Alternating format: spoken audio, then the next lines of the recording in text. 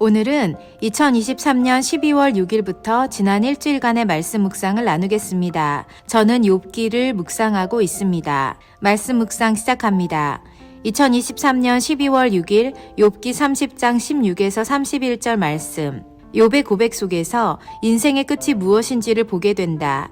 우리 모든 인간이 알고 있는 생의 끝은 죽음이다. 하지만 그 죽음의 주어는 우리가 아니라 하나님이시다.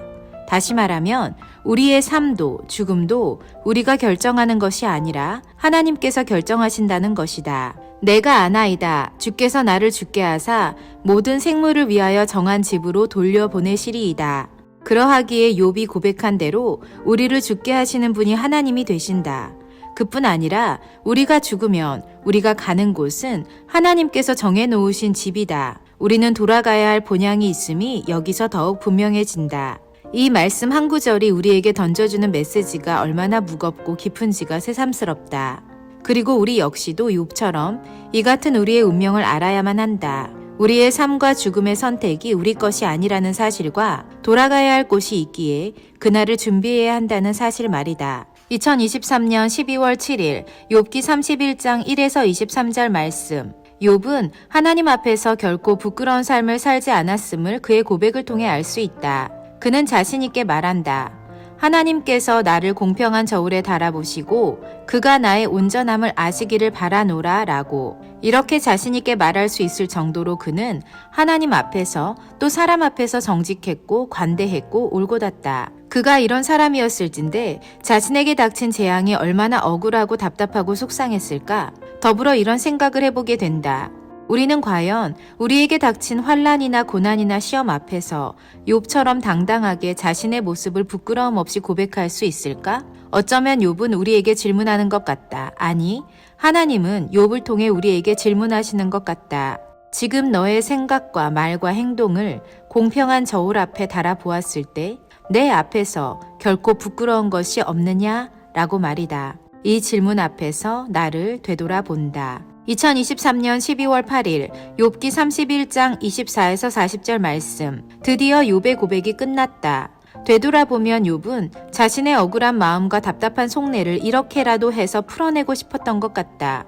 자신이 살아왔던 삶을 반추하고 그것을 말 혹은 글로 고백함으로 인해 자전적인 치유와 위로를 경험하고 싶었던 것이 아니었을까?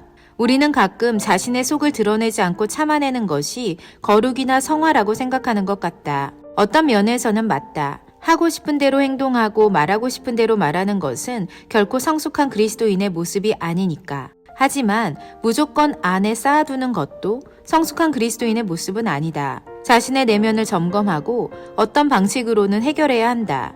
그리고 가장 좋은 해결 방법은 성령님의 치유하심과 회복하심을 경험하는 것이 될 것이다. 그리고 자기 고백이야말로 그 같은 치유가 일어나기 위해 중요한 과정이 된다. 욥이 자기 고백 없이 참고만 있었다면 그의 믿음이 우리에게까지 교훈이 될 수 없었겠지만 고백의 과정을 통해 일어나는 주변 사람들의 반응을 통해 그의 견고한 믿음과 부끄럼 없는 신앙인의 모습을 보게 된다. 내게 있어서는 묵상이든 일기든 기록을 통한 고백이 그 같은 치유가 일어나게 하는 것임을 재확인해 보게 된다. 2023년 12월 9일 욥기 32장 1에서 22절 말씀.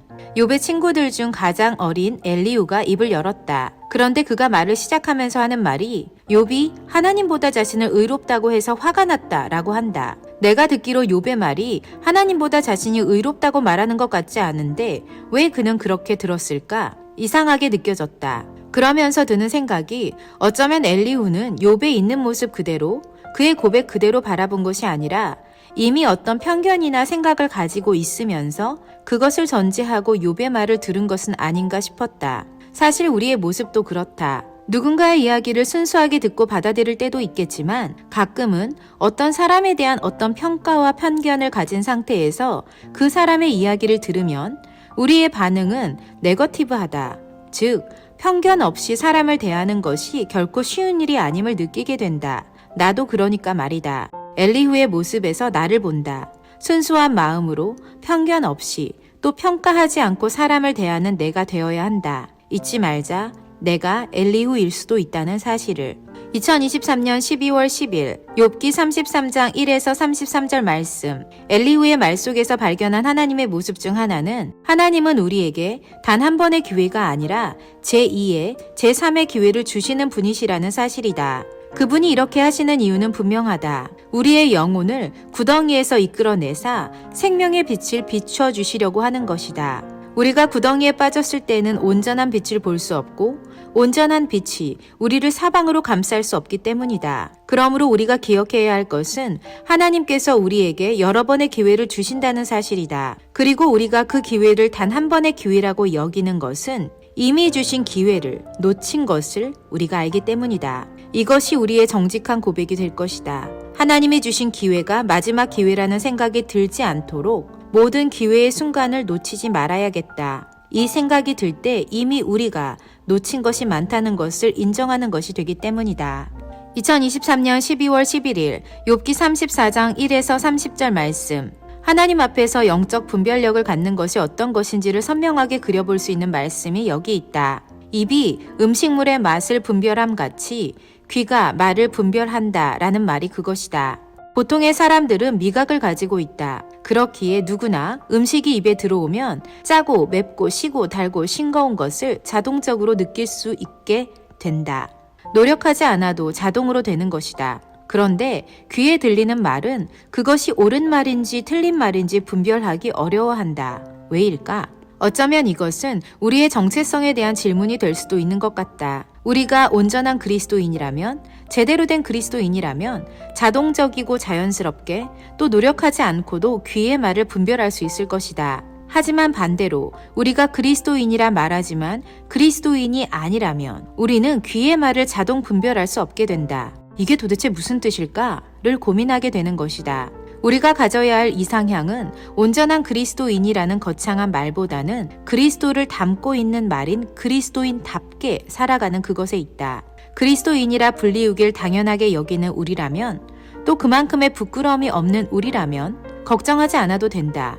우리는 하나님의 소리와 사단의 소리를 분별할 수 있는 귀를 가졌을 테니까 말이다. 그리스도인답게 살자. 그리하여 입이 음식물의 맛을 분별함 같이 자연스럽게 우리의 귀가 하나님의 말씀을 분별하게 만들자. 아멘. 2023년 12월 12일 욥기 34장 31에서 35장 16절 말씀. 엘리후의 말 중에 나는 욥이 끝까지 시험 받기를 원한다 하는 말이 있다. 심지어 그의 말을 듣고 욥이 무식하다고 말하고 지혜가 없다고도 하며 그의 대답이 악인과 같다고 말한다. 솔직히 엘리후의 이 말을 들으며 두려운 마음이 든다. 내가 아무리 하나님의 뜻대로 산다고 해도 내 옆에 누군가는 나를 그렇게 보지 않을 수도 있고 그 같은 사람이 나의 아주 가까운 데 있을 수도 있기 때문이다. 욥을 비난하고 저주하는 이가 욥의 친구인 엘리후인 것처럼 말이다. 그렇기 때문에 항상 겸손히 생각하고 겸손히 말해야 하며 또 내가 생각하지 못한 공격이 올지라도 의연해야 할 것이다. 그럴 수도 있지 라고 생각하며 말이다. 누구 말이 옳은지 하나님이 누구 편이신지는 시간이 지나 봐야 아는 거니까 사람들의 반응에 일희 일비하지 말자. 어떤 상황에서든 말이다. 엘리후를 통해 가장 가깝지만 가장 시험을 주는 요소일 수 있음을 기억하게 되고 나 역시도 나의 가까운 누군가에게 이 같은 시험을 줄 수 있는 사람이 되지 않도록 주의해야겠다는 결심이 든다.